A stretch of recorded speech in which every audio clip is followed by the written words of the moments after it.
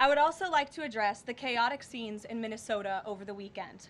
Nobody in the White House, including President Trump, wants to see people getting hurt or killed in America's streets.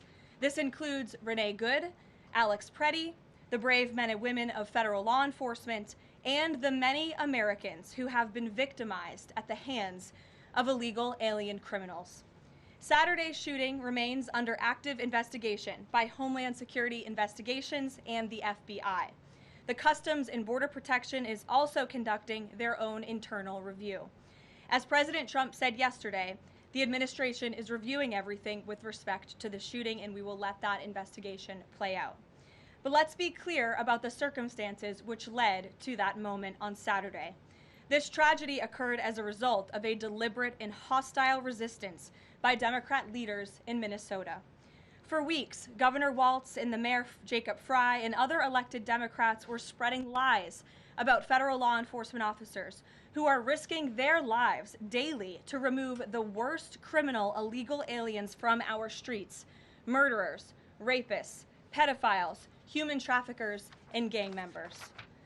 Governor Walz and Mayor Frey have shamefully blocked local and state police from cooperating with ICE, actively inhibiting efforts to arrest violent criminals. They have also used their platforms to encourage left-wing agitators to stalk, record, confront, and obstruct federal officers who are just trying to lawfully perform their duties, which has created dangerous situations threatening both these officers and the general public and Minnesotans alike. This is precisely what unfolded in Minneapolis on Saturday morning. Obstructing federal law enforcement and inciting violence against officers is wrong and illegal.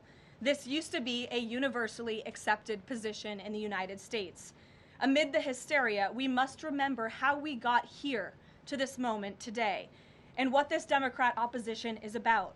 Former President Joe Biden and the Democrats opened America's borders for 4 years, inviting tens of millions of illegal aliens from all over the world to flood into our country.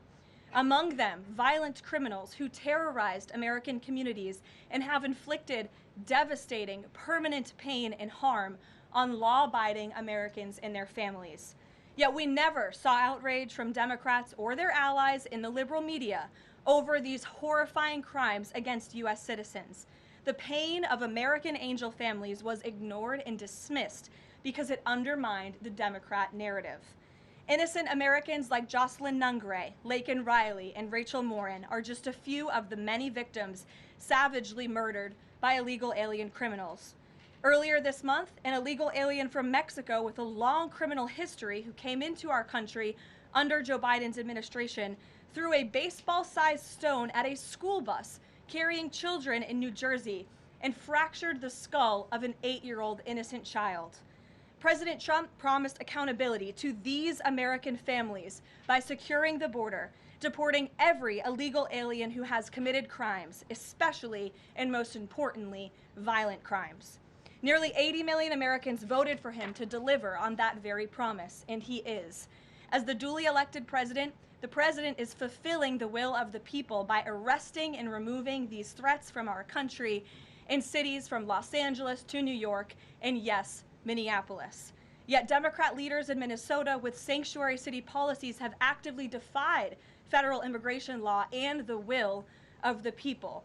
And as a result of that defiance, 2 Minnesotans have now tragically lost their lives on the streets of Tim Walz's state. It is President Trump's hope and wish and demand for the resistance and chaos to end today. That's why President Trump spoke with Governor Walz directly this morning, and he has outlined a clear and simple path to restoring law and order in Minnesota. Number 1, Governor Walz, Mayor Frey, and all Democrat leaders should turn over all criminal illegal aliens currently incarcerated in their prisons and jails to federal authorities, along with any illegal aliens with active warrants or known criminal histories for immediate deportation. Number 2, state and local law enforcement must agree to turn over all illegal aliens who are arrested by local police. And then thirdly, local police must assist federal law enforcement in apprehending and detaining illegal aliens who are wanted for crimes, especially violent crimes.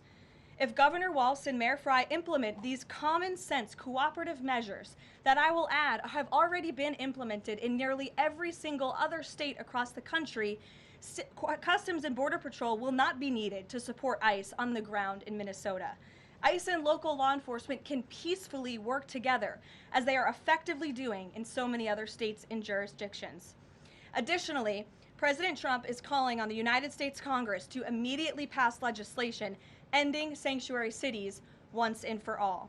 American cities should be safe sanctuaries for law-abiding citizens only, not for dangerous illegal alien criminals who broke our nation's laws and do not belong here. We hope Governor Walz will do the right thing and continue to work with President Trump to keep the American people safe following their call this morning. Americans overwhelmingly want exactly what President Trump is delivering: strong borders and strict immigration enforcement against the worst illegal aliens, of which there are still hundreds of thousands to deport from the interior of our country.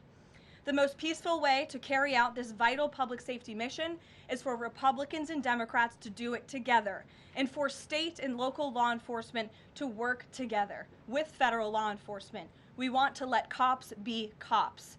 You wouldn't know this continues to be a very popular policy position from the biased media coverage over the course of the last few days, but polling shows huge support for this exact thing President Trump is calling for.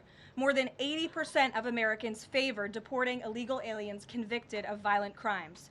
A country unable to deport criminals who enter it illegally is no country at all. The open borders agenda of Kamala Harris, Tim Walz, and the Democrats was already on the ballot on November 5th, 2024, and it was resoundingly rejected. President Trump will never back down from his promise to deport violent criminal illegal aliens and make America safe again, and he welcomes all cooperation in that effort.